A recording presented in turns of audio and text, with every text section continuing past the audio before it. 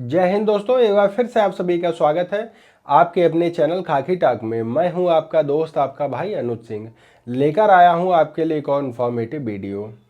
RPF constable का exam notice आ चुका है और अब आप सभी लोगों को पता हो गया है कि आपका जो एग्ज़ाम है वो 2 मार्च से चालू हो रहा है। लेकिन अभी बहुत से बच्चों के मन में डाउट ये है कि सर, जो हमारा एग्ज़ाम सिटी है या जो मेरा एग्ज़ाम सेंटर है वो कब पता चलेगा और कहाँ पर होने वाला है। देखिए, मैं आज इस वीडियो के माध्यम से आपको एक क्लियर करूँगा कि आपका जो एग्ज़ाम सेंटर है वो कहाँ पर होने वाला है। और आपके एग्ज़ाम को अब बहुत ज़्यादा तो 26-27 दिन बाकी रह गए हैं।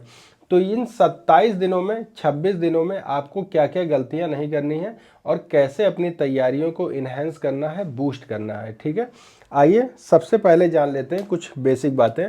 जैसा कि आप सभी को पता है कि 2 मार्च से आपका एग्ज़ाम है। ठीक है, 2 मार्च से एग्ज़ाम है।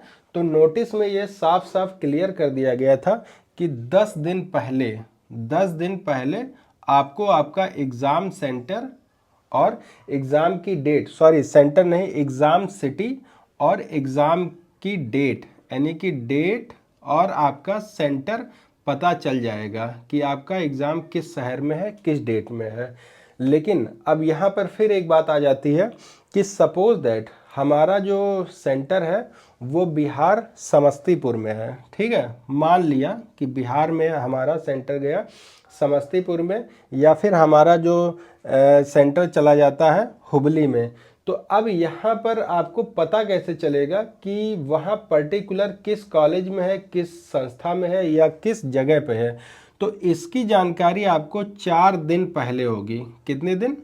4 दिन पहले आपको इसकी जानकारी दे दी जाएगी आपको कि आपका जो एग्ज़ाम का सेंटर है वो कौन सा है। ये चीज़ें आपको क्लियर हो गई। ठीक, अब बात आती है कि आपका एग्ज़ाम सिटी होने क्या वाला है। देखिए, आप यहाँ एक बात क्लियर हो जाइए कि अब आपके एग्ज़ाम को बचे हैं केवल 28 दिन। ठीक है, 27 दिन। तो इन 27 दिनों की तैयारी आपको बहुत ही अच्छे से स्मार्ट तरीके से करनी है। अगर ज़रा सा भी आप चूक जाएंगे इस बार, तो ये वैकेंसी 2018 के बाद आई है। 2018 के बाद ये वैकेंसी आई है और 24 में आ गई थी और लगभग 5 से 6 महीने होने को आया है, लेकिन अभी तक इसका एग्ज़ाम हो नहीं पाया। तो अब बहुत से बच्चों के मन में ये सवाल है कि सर 2025 में ये वैकेंसी फिर से आएगी कि नहीं आएगी। तो 2025 तो आप भूल ही जाइए और 2026 के लास्ट में आपकी ये वैकेंसी कहीं आ सकती है। संभावना नहीं है, आ सकती है। तो एक बड़ी अपॉर्चुनिटी, एक बड़ा मौका है, तो आपको इसे खोना नहीं है। देखिए, जब भी आप अपने एग्ज़ाम को तैयार करेंगे, प्रिपरेशन जब इसकी करेंगे, तो आपको एक बात याद रखनी है कि सेंटर पर आपको मैथ्स जो आपका होगा इसमें तो आपको बामुश्किल 1 या 2 क्वेश्चन केवल गलत करना है। 1 या 2 क्वेश्चन बस, इससे ज़्यादा अगर आप गलत करेंगे तो रेस में पीछे हो जाएंगे। फिर आता है रीजनिंग। रीजनिंग का भी यही हाल है। रीजनिंग में तो आपको एक भी क्वेश्चन गलत नहीं करने हैं, एक भी क्वेश्चन, क्योंकि जो आपका अगला जो पोर्शन है वो है जीएस का। जीएस कहाँ से पूछ लिया जाएगा, क्या पूछ लिया जाएगा, इसका कोई अंदाज़ा किसी को भी नहीं है। तो जीएस में आपका अप डाउन होगा, लेकिन मेरिट जो बनेगी वो आपकी मैथ्स और रीजनिंग के बलबूते ही बनेगी। तो ये चीज़ आपको गलत नहीं करनी है, इस पर आप पूरा फोकस करिए। और अब ज़्यादा से ज़्यादा आप मॉक टेस्ट लगाइए।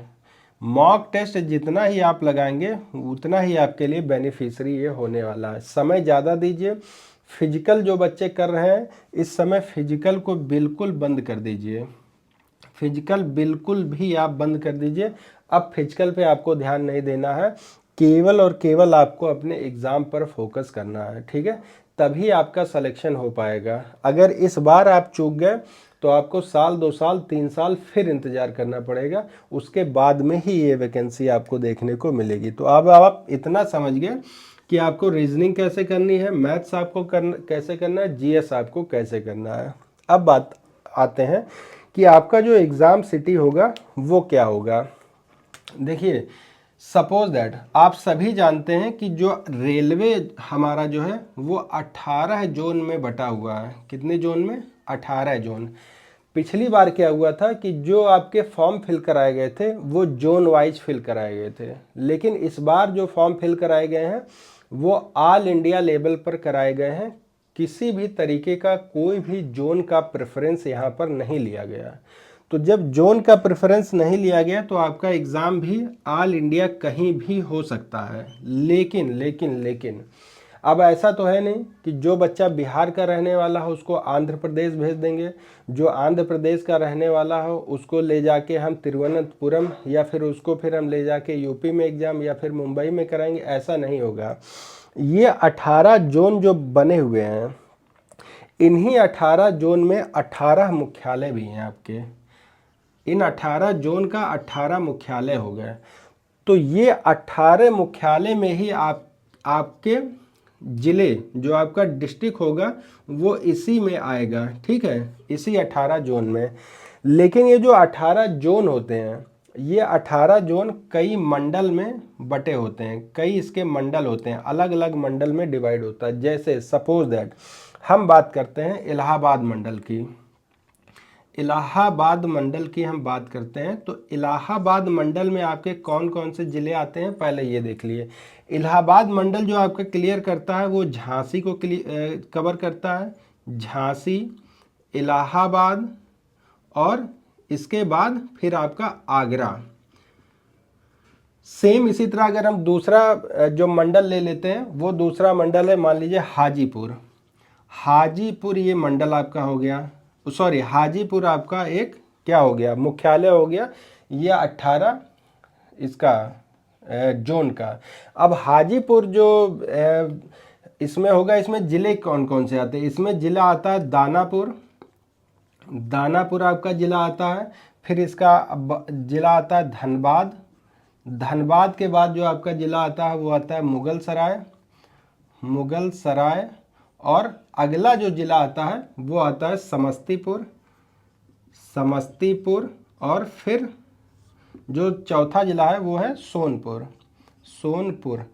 तो हाजीपुर में 1 2 3 4 5 आपके कितने हो गए? डिस्ट्रिक्ट हो गए।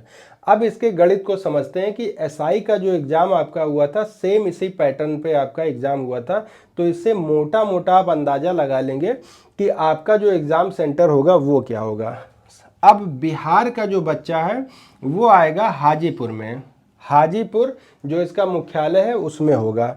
तो हाजीपुर का जो मुख्यालय होगा उसमें ये दानापुर के भी बच्चे फॉर्म भरे होंगे, धनबाद के भी, मुगल सराय के भी, समस्तीपुर के भी और सोनपुर के भी। ऐसा नहीं होगा। नंबर 1 ये क्लियर हो जाइए कि किसी का एग्ज़ाम उसके होम डिस्ट्रिक्ट में नहीं होगा। अगर बच्चा रहने वाला है इलाहाबाद का तो उसका इलाहाबाद में एग्ज़ाम नहीं होगा, झांसी का है तो झांसी में उसका एग्ज़ाम नहीं होगा। लेकिन किसी भी बच्चे का एग्ज़ाम 300 या 250 किलोमीटर से ज़्यादा भी नहीं होगा। दो चीज़ें आपको क्लियर कर दूं। तो अगर इलाहाबाद का बच्चा है तो उसका मोस्टली उसका जो सेंटर जा सकता है वो आगरा जा सकता है, और आगरा का जो बच्चा है वो झांसी जा सकता है, और झांसी का जो बच्चा है वो किसी और ज़िले में जा सकता है। बस इतना ही होगा, इससे ज़्यादा और कुछ नहीं होगा कि इस जोन का बच्चा है और उसका एग्ज़ाम दूसरे जोन में डाल दिया जाएगा। ऐसा कुछ नहीं होगा, उसी के जोन में होगा। और मैक्स टू मैक्स 1 या 2 डिस्ट्रिक्ट के अगल बगल आपका एग्ज़ाम होने वाला है। मैक्सिमम 200 किलोमीटर के अंदर आपका एग्ज़ाम होगा। तो ये चीज़ें आप क्लियर हो जाइए। बहुत से बच्चे अभी से इस चीज़ को लेकर परेशान थे। बहुत सी बच्चियां भी कमेंट कर रही थी कि सर मैं रहने वाली यहाँ की हूँ और मेरा एग्ज़ाम अगर 500-600 किलोमीटर दूर चला जाएगा तो एग्ज़ाम मैं कैसे देने जाऊँगी। देखिए, जो बच्चे हैं यानी कि जो लड़के हैं उनका एग्ज़ाम तो थोड़ा दूर हो भी सकता है, लेकिन लड़कियों का जो एग्ज़ाम होगा वो जस्ट उनके बगल वाले ज़िले में होगा। ठीक है, बच्चों की संख्या ज़्यादा है, इस वजह से एग्ज़ाम सेंटर भी इस बार ज़्यादा बनाए जाएंगे, क्योंकि बहुत लंबे समय बाद ये वैकेंसी आई है। तो अब आप तैयार हो जाइए कि आपका जो एग्ज़ाम होगा वो भी आसपास ही होगा। और जैसे ही एग्ज़ाम सिटी के बारे में पता चलेगा, उसकी कोई भी अपडेट सामने आएगी तत्काल मैं आप तक उसको प्रोवाइड करा दूंगा। बस आपसे रिक्वेस्ट इतनी रहेगी कि आप चैनल से जुड़े रहिए और सब्सक्राइब करके ज़रूर रखिए, जिससे आने वाली हर एक लेटेस्ट वीडियो का नोटिफिकेशन आप तक टाइम टू टाइम पहुंचता रहे। आज की वीडियो में फ़िलहाल इतना ही, मिलते हैं एक और इन्फॉर्मेटिव वीडियो के साथ। तब तक आप सभी को जय हिंद, जय भारत।